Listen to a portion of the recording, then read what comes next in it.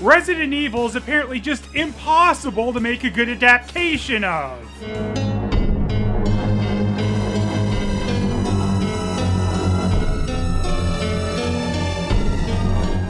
I am just really tired of this at this point. There is no reason for there still not to be a live-action adaptation of Resident Evil that actually adapts Resident Evil. I was at least sort of hopeful for this series at first because we haven't seen a live-action Resident Evil show like this before, and in a medium like this, maybe they could do some proper development of all the characters the Resident Evil series has to offer. But of course, we aren't doing that because none of the major Resident Evil characters from the games are actually in this series, save for one, and there's a big asterisk by that name. The one actual Resident Evil character who features in the Netflix Resident Evil series is Albert Wesker, played by Lance Reddick. But unfortunately, this Wesker barely resembles the character from the games. You and me, we're gonna drive this one home. I'm tired. And I don't mean because they changed Wesker's race. Had they done a good job with the storytelling, that wouldn't matter to me. I'm so tired of people complaining about a show being too woke because of the casting. If that's your main complaint, just shut the hell up. In fact, I think Lance Reddick is one of the best things this show has going for it. And you do get hints that he could have been pretty cool as Wesker had the show given him more, but unfortunately these hints are few and far between, as everything drags out for too long, and you largely have a Wesker doing things that barely feel like his character, so it just becomes dull and alienating. The Netflix Resident Evil should have been rated M for excessive meandering. One of the most irritating things about this show is that it's structured like an almost 8-hour movie, and boy oh boy does it ever feel like it. No single episode really tells a complete story on its own, and it's fine to have an ongoing storyline, but things should happen and feel like the story is advancing in a significant way. But that is absolutely the opposite of what is going on in this Resident Evil. The majority of this series just feels like it's stalling to fill time. Netflix Resident Evil just feels like a movie stretched out 4 times longer than it needed to be that doesn't even finish its thought because of course they bait for a season 2. If you can't tell any kind of complete story in 8 hours, what are you doing? And why would I want to see a season 2 of it? By the last episode of this series, I was just begging for it to end, and of course was irritated by its lack of making this season's story have any real kind of conclusion to it. I'm of course not saying you had to wrap up the entire series or anything, but the season itself should have been some kind of complete idea on its own, and it's not. The show is also not very pleasant to look at the majority of the time. This show bounces from 2 time periods, 2022 and 2036. The present or past mostly takes place in New Raccoon City, which was built in South Africa after the original Raccoon City blew up. It has a very cold corporate look to the whole thing since it's run by good ol' Umbrella, of course. And then 2036 just looks very grungy and brown most of the time since this is after a zombie apocalypse has wrecked most of the Earth. The way the story is told with the time jumping isn't structured very well or used to very good effect. Quite often you'll be told how something went in the future and then go back to the past and have that slowly rolled out for you. The majority of this story is about Albert Wesker and his 2 daughters, Jade Wesker and Rogue Wesker. I mean Billy Wesker. And oh man, if you ever wanted a show where Wesker is constantly looking for his daughters who have run off somewhere, this is the show you have been waiting for! Albert Wesker is once again working for Umbrella, which is the most Wesker thing about him. Why he is now a dad and just working as a scientist for Umbrella and his personality is off are questions they don't bother answering until episode 7 of the series. And guess what the answer was? Oh, this one made me mad. Bro, chill, clean up your mess, Albie. He has to learn. That's right. Clones! Again! The original Wesker made clones of himself! After suffering through the endless clone shit in the Resident Alice series, I was really not in the mood for more clone stories in Resident Evil. So yeah, during this one flashback scene, you get Lance Reddick playing Wesker Prime, who's looking very Blade, isn't he? This is the only time you get a proper game character showing up in the entire series. Well, except for a cameo by Lisa Trevor and some old footage found by the Wesker daughters, but that barely counts. They do give a couple of incidental characters names from the games, though. There is a Carlos at one point, who is just some guy watching TV. Sure hope you enjoyed that. Your husband Barry? He got me here from Cairo. What? What is this? Barry? Well, I sure can't wait to be disappointed by this. Barry is just some British guy who has already been turned into a zombie and his wife is keeping him chained up in the bathroom cause she's an idiot. I can't believe. Wow, I'm so glad we had a Barry in here. What a real treat that was. The original Wesker is still supposed to have met his end in a volcano like he did during the events of Resident Evil 5. So we get some people saying to Clone Daddy Wesker, aren't you supposed to be dead? I know you. You're supposed to be dead. The fact they don't bother to answer what is going on with Wesker until the penultimate episode of the series really highlights the major time-wasting issue Netflix Resident Evil has. The question of how Wesker is alive and who this Wesker is should have been something to address within the first couple of episodes so that you can really move on with the character. Clone Daddy Wesker just gets chained into this boring spot of not really advancing all that far as a character because they hold on to the stupid clone twist for so long. Clone Daddy just feels like he's stuck in a holding pattern of not being all that interesting until they get to the whole clone reveal. And while Resident Alice has completely burnt me out on clone storylines within this franchise, I will say that my favorite character in this whole thing was the other surviving Wesker clone called Bert. Umbrella, were they listening? Oh my God. Unlimited breadsticks. Are you seeing this? This is the best day.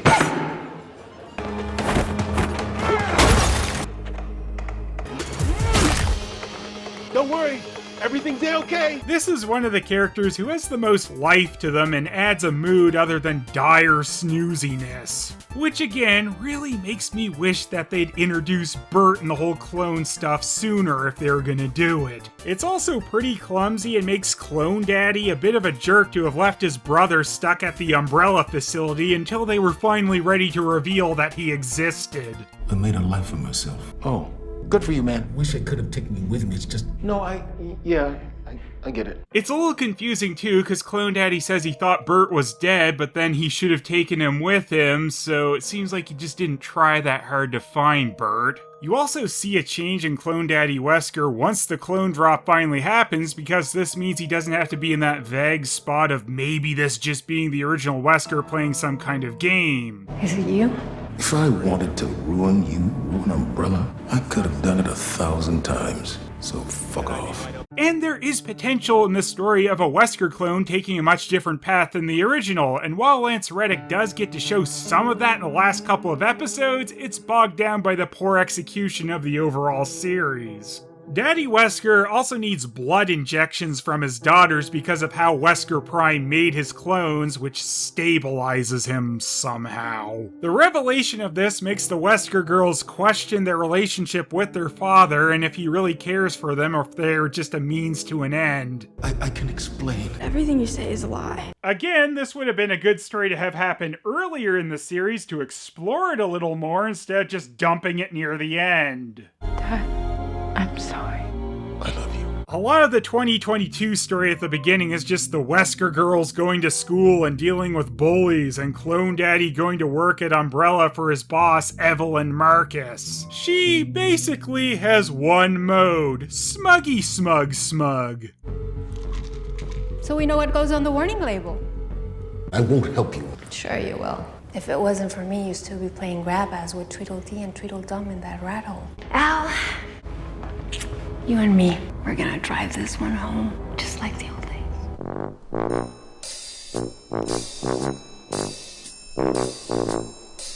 I'm tired. It gets old real quick.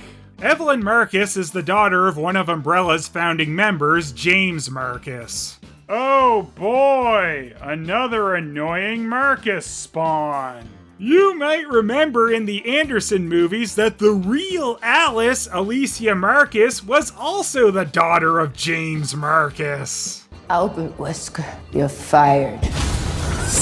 What I'm getting is that we really need to have James Marcus neutered in all continuities. Evelyn Marcus is just not a very interesting character at all, and she's about as one note as you can get. Also, they again wait until the last episode to do anything more with their character than just smugging at people. Now, Billy and Jade Wesker go on a very slow journey, discovering that there is some weird and sinister stuff going on with Umbrella. In the first episode, Billy discovers that Umbrella is doing some animal testing, even though they claim not to be, and convinces her sister to help her break into the Umbrella facility and expose them. In a city completely developed by Umbrella, you'd expect their main headquarters to have some pretty top-notch security. Hello, this is Albert Wesker. Good evening, Dr. Wesker. Now commencing your 1 hour after hours pause. Umbrella, you've done it again. Umbrella, has countless soldiers to be zombie and other bioorganic weapon fodder, but they can't be bothered to hire even one night security guard? Billy and Jade are able to wander right into the main lab, where of course there are T-virus infected creatures, and they end up letting a Cerberus dog out and Billy gets infected. The virus getting out was the reason the original Raccoon City had to be blown up, so of course a couple of kids can easily get themselves infected as long as they have a voice recording of their dad. They even end up setting off an alarm, and no one shows up for a very long time. Clone Daddy ends up being the first one on the scene and is able to sneak his daughters out and erase the security camera footage before Lazy Day Umbrella bothers to show up. This is kind of even more ridiculous when later on in the series, Billy and Jay disconnect a computer from Clone Daddy's home lab, and security measures immediately go into effect, locking the lab down and are going to burn everything in it. If only Umbrella cared as much about their main facility. The kids discover Daddy Wesker's home lab in episode 5 of the series, by the way, and it leads you down this like it's a major discovery. The big problem with this, of course, being that this is not a discovery for us, the audience. We know Wesker is working for Umbrella and doing all this secretive shit. But this is a constant issue with this show, slowly taking you through a character discovering something that the audience already knows. Billy, being infected by the T-virus, now goes through that slow infection storyline that you've seen in almost every zombie story ever.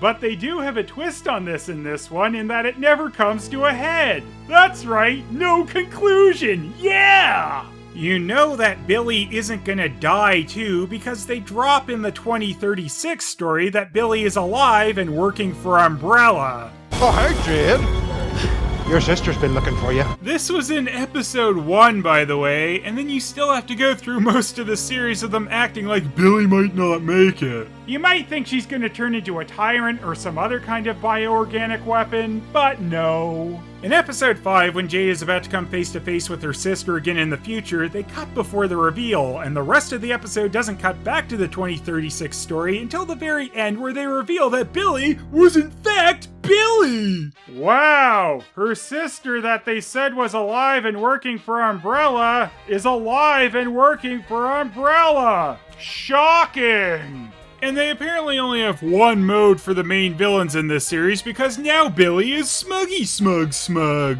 I thought you never left Umbrella territory. Can you blame me? How's Dad? Died asking for you. Yeah, that Albert, he never minded playing favorites. You're running Umbrella. A little bit, but I've made a few enemies over the years, so best to keep the bitch around, right, E? Wow, thank you. I wasn't sick of this crap from Evelyn Marcus already or anything. Might as well turn another character into her. Billy somehow has a pad that lets her control Evelyn in the future, where she makes her do a musical number at Jade. If you wanna believe that anything could stop. In another time and place, I may have found this amusing, but I was already dead inside by the time the show got to this moment. How Billy got control of Evelyn and became quite this evil are stories they don't bother filling in all the gaps for. Because, that's really gonna make you want a season 2. The only explanation given is that the T-virus took away all of Billy's insecurities. The T, it stripped away all my fear, the anxiety. It let me be who I always was. So the T-virus made her smug.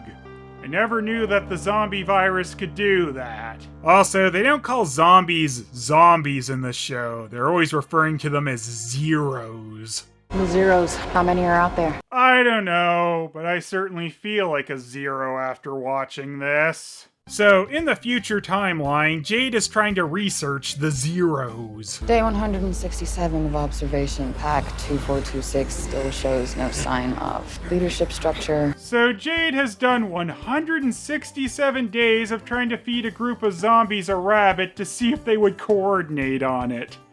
Brilliant research. Speaking of brilliance, Jade had sprayed herself with zombie off, but it doesn't work if you cut yourself apparently, which is why she has all that exposed skin. No need to be all that careful when you're just gonna be surrounded by zombies. And this series almost always has to have it be a giant horde of zombies instead of ever doing what the original games did well and making 1 or 2 zombies feel like a major threat. It's like always a giant swarm too, because this show never really tries to do anything all that creepy, which is what I really want out of a Resident Evil adaptation. The closest they come is a moment where they all have to be quiet because there are a bunch of lickers around. But of course, that just devolves into a loud battle, and there has to be a horde of lickers. And yes, again with the lickers. I don't know what the hunters did to be blackballed like this. The giant BOW spider and crocodile even get appearances in this series, but still no hunters. They also have a reference to the sackhead chainsaw guy from Resident Evil 4 thrown in. This is completely unrelated to the Lost Plaga enemy that did this in RE4, so I guess just people love wearing sacks on their heads if they're gonna wield a chainsaw in Resident Evil.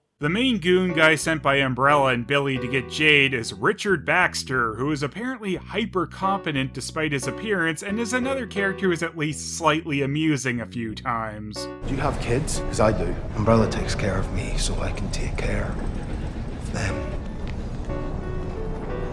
He and Jade both end up getting captured by these weird zombie cultists and have to try to escape together, so you'd think maybe this character is gonna go somewhere, but then he dies. Well, that's the end of that story. Glad they cut it off before it developed very far. Jade mostly just keeps running into people and making their lives worse in 2036, as they usually die shortly after meeting her. And she mostly seems to survive despite herself, as she constantly fumbles around making bad decisions. And even after she apparently has internal bleeding after being slammed onto a car by a T-virus graboid, she pulls off this ridiculous leap to escape Umbrella.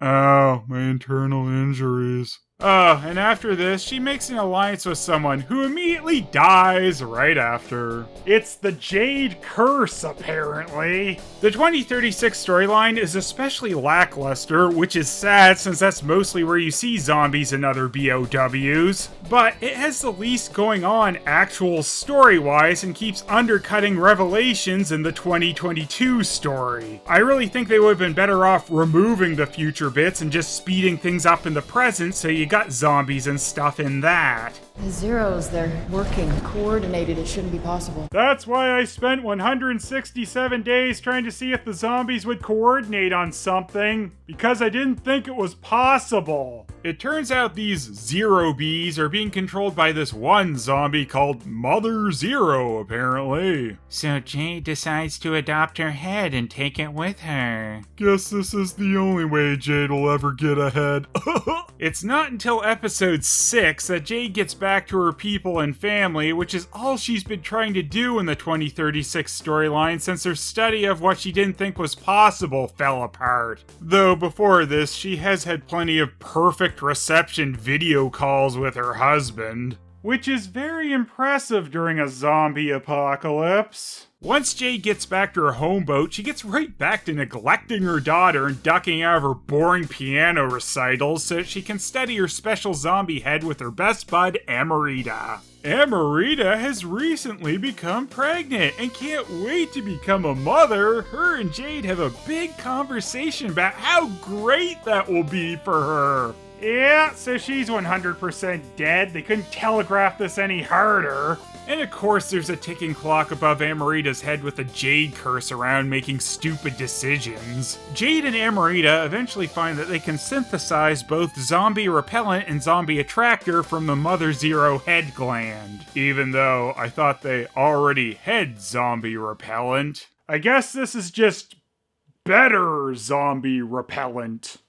To test this out, Jade decides to be a complete idiot and go fishing for a zombie by herself, which only goes okay because there's no one else around her to die during this. But afterwards, she then flimsily straps the zombie to the wall and tells her daughter, yeah, it's okay to come in and check out the testing of the zombie repellent. It worked.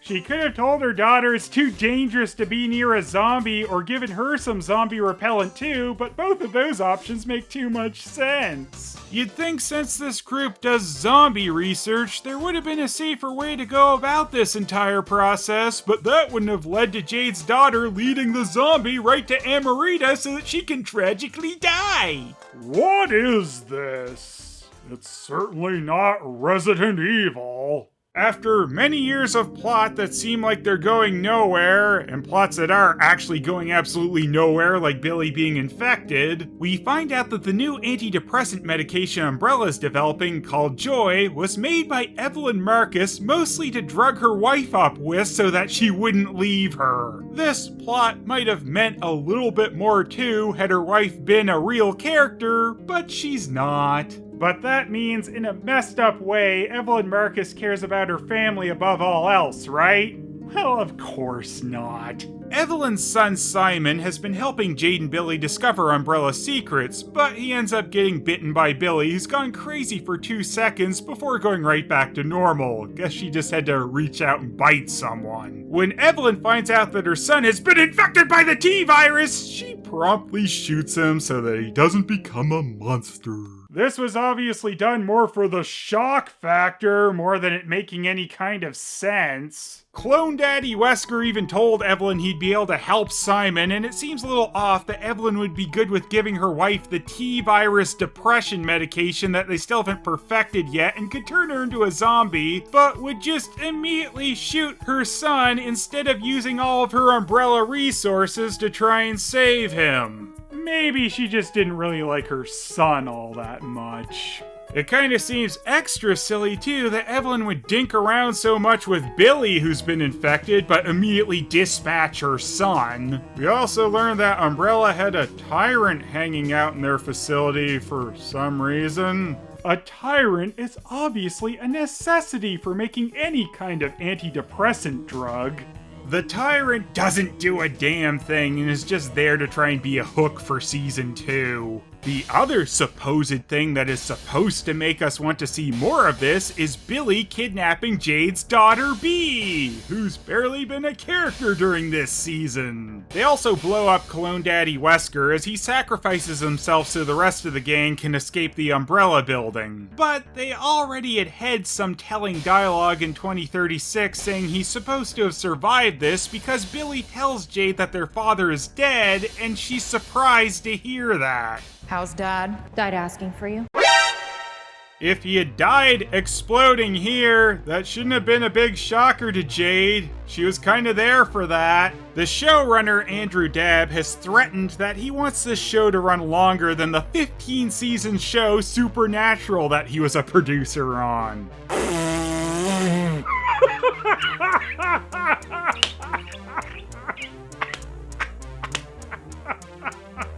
Right, Netflix, who cancels actually good shows like Glow after only 3 seasons, is gonna keep this meandering nonsense going that long, sure. I think even a season 2 is being pretty optimistic at this point. Barry, you're so optimistic. Jill, What the hell? They've said as well that they plan to have actual Resident Evil characters show up in the later seasons. But here's a radical idea. Do those things from the beginning so people actually care about your show instead of just wasting time. And saying that the main characters of the franchise might pop in for a visit isn't really super enticing. This whole thing is kind of like if a Teenage Mutant Ninja Turtles show was made, but the turtles never show up, and instead it's about Oroko Saki working as a scientist at TCRI with his daughters Karai and Karwai. But don't worry, after a season of Shredder just being sad and looking for his daughters constantly, Raphael might show up in an episode if there's a season 2! It's kind of insane that the show acts like it fits in with the game continuity. If anyone involved with the show even watched gameplay from the series, it was apparently so that they could make sure that they used as few elements from it as possible. The majority of this show feels like a random zombie show that had the Resident Evil title slapped onto it midway through production and then they scattered some references in. It doesn't feel like Resident Evil, and I am tired of things called Resident Evil that don't resemble Resident Evil. Anyway, since I'm dressed up as Barry, I guess I'll go chain myself up in a bathroom, which I'm sure will be a much more stimulating experience than watching any more of this.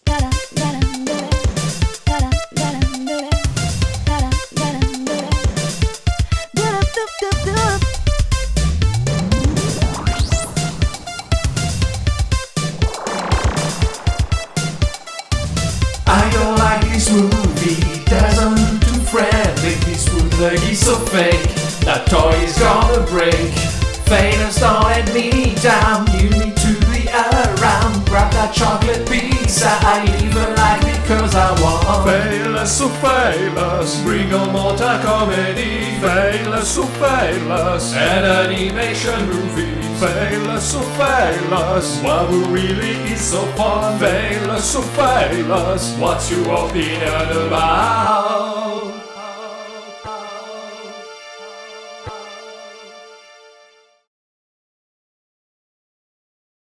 I would even watch the mind-numbing stupidity of Resident Alice over more of this, because at least things happened here. That's how slow this show is.